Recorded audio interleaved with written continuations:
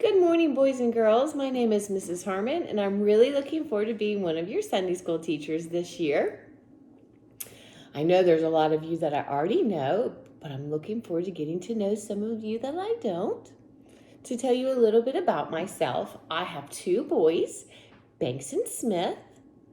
Mr. Harmon is my husband, and he teaches the Bridge, which is for 5th and 6th graders. We have a pooch named Henry. He just turned 1, and he's a golden doodle. And that's just a few things about me. Like I said earlier, I'm really looking forward to getting to know more about each and every one of you. Well, today's lesson is going to be about how we know God is real. That's a really big statement. Let's think about something that you know is real. Well, you know your family's real, right? Because you can see your family, you can hear your family, and you can touch your family. But today, we're going to look for evidence that God is real.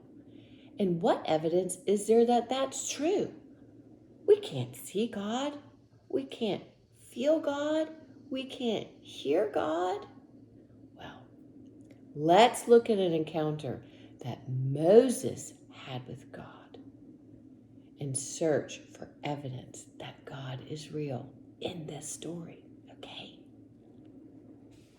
Hearing God. Well, it may be difficult to hear God sometimes. Unlike your family, you can certainly hear your family, whether they're laughing, they're shouting, they're whispering, or they're just making a funny noise. You can hear your family very easily. Well, let's see what Moses heard from God. It all started when Moses saw that there was a bush that was on fire. But the bush wasn't burning inside the fire.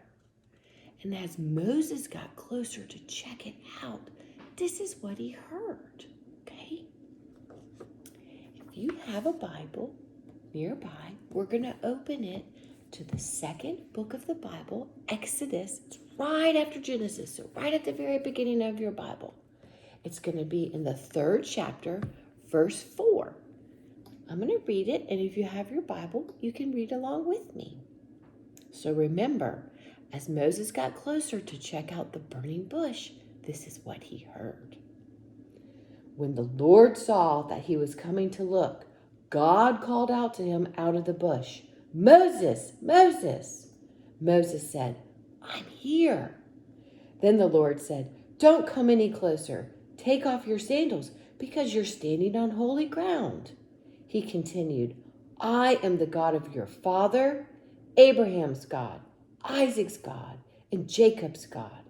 Moses hid his face because he was afraid to look at God. Well, how does this show that God is real?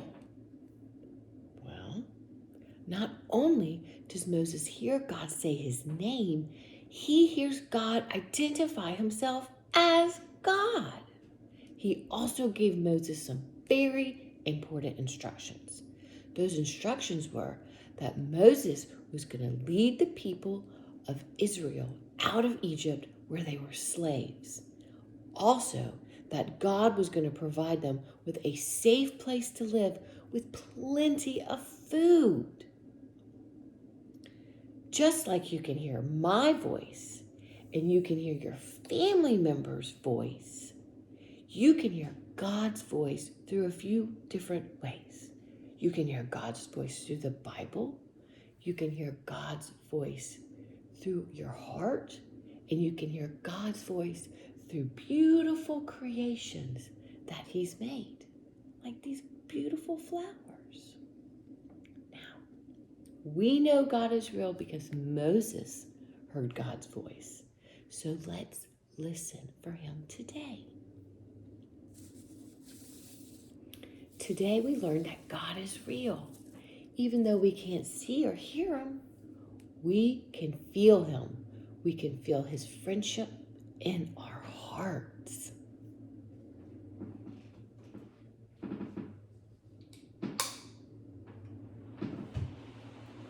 kind of like the wind. We can't see it, but we know it's there because we can feel it.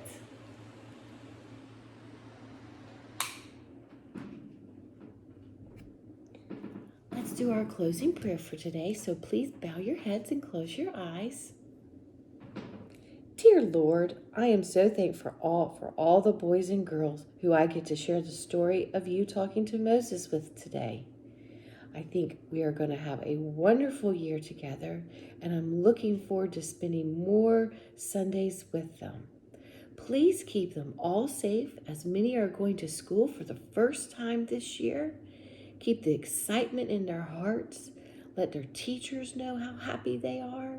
And if they're choosing to homeschool, keep them safe and happy. Let us all have a wonderful week, and I'll see them all again next Sunday. Amen. Okay, guys, I hope you have a wonderful week. I'll see you next Sunday. Bye.